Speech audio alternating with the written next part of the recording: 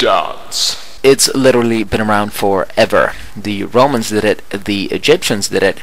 Not sure what they are, but I'm pretty sure they did it, and then maybe afterwards they did it, judging from the right person's face. That is a straight up sex face. Nice. Dance was originally invented by a guy named Steve who wanted to trick people into looking at his crotch, and if any of that is at all true, then thank you, Steve. But how is it done?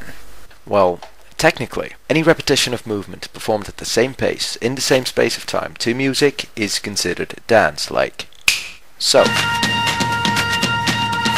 No, you won't.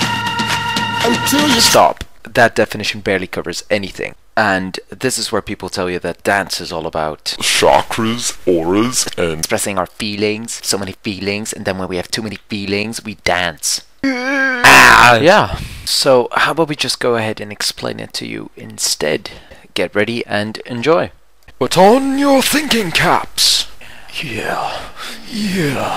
3, 2, 1. The real reason humankind is so infatuated with dance lies with the human brain and how it processes reality.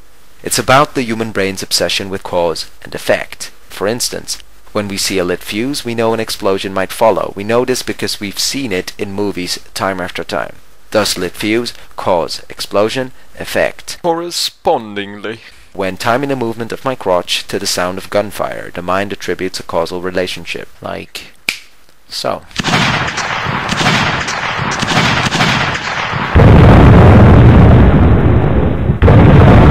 Look at you. Just by directing your eyes at my groin, the parts of your brain that process a pattern of timing are telling you that the movement of my crotch causes loud noises. Yeah. Because of this, your brain will be expecting a noise every time I move my crotch until the day you die. No, not that. Do you feel it? 'Cause you should. When the mind latches onto a pattern that leads to successful prediction, for example knowing when to expect a certain beat or melody, a tiny jolt of joy heats the pleasure centers of your brain. And these patterns are everywhere. There's a pattern in this guy's face predicting the savagery of his movements. There's one in this girl's legs telling you she's about to jump. And that's just it. Patterns help predict. Your mind is scanning for patterns to predict what will happen next at all times by playing a constant, never-ending game of spot the differences with any information it's supplied. Forever and ever. It's why you know what comes after the pause here and here. Well, there you go. When you are listening to song or watching dance, your mind is using its ultimate survival skill, the ability to learn. That means your audience is your student, and you are its teacher. You teach patterns. Two kinds. The first kind make the brain go, hey, every time I see this move, I will also see that move. We call these visual patterns. The second kind make the brain go, oh, every time I see these moves, I will also hear this noise. Them we call audio-visual patterns. Now on to the good stuff. Learning to dance is crazy simple. Take any piece of music we took. Isolate a single pattern, we'll use. Reproduce that pattern by way of mouth regardless of how silly you think you sound. Whoop, whoop, whoop. And time your movements by your reproduction instead of the actual music. Whoop, whoop, whoop. Which will then look like this.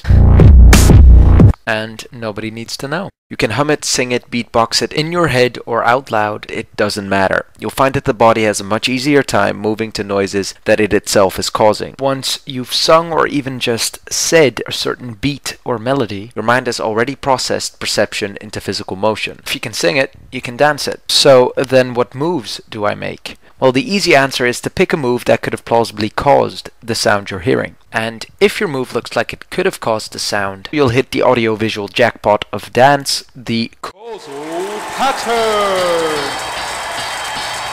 You don't know my pain. Of which the absolute easiest example would be the lip sync. If your movement falls short of inferring an actual cause, however, you'll get the next best thing, which is the accent pattern.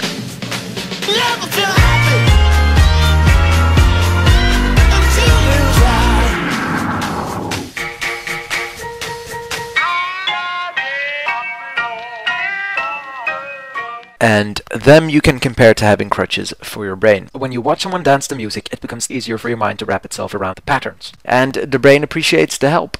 On to the other answer to the question, what movements should I make? We'll go straight back into the realm of visual patterns, of which I'm just going to go ahead and give you a couple. 1. As said before, repetition. Any movement you repeat automatically becomes a pattern. Next comes 2. Symmetry, latent, meaning first on one side, then the other. The mind is able to predict what will happen on one side by looking to the other. Then there's its opposite. 3. Symmetry, direct, meaning both sides at once. Followed by 4. visual cause, any movement suggestive of causing another movement. This one's called Newton's cradle. And the last one I'll give you, 5.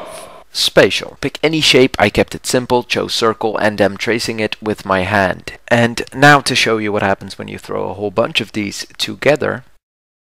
Symmetry, visual cause, spatial, repetition. And to show you what it looks like when you start getting a little more intricate, to illustrate the point of visual patterns, I've deliberately left out the music, but if you look closely, you can actually see my mouth moving as I'm making the sounds to my own movements. Note that even without the music, the patterns still strike, so it's still considered dance. That's it. We hope this was helpful. If you have any questions, fuck you, and join us next time with an entirely new how-to. We were, are, and will be the Pattern Junkies. Out.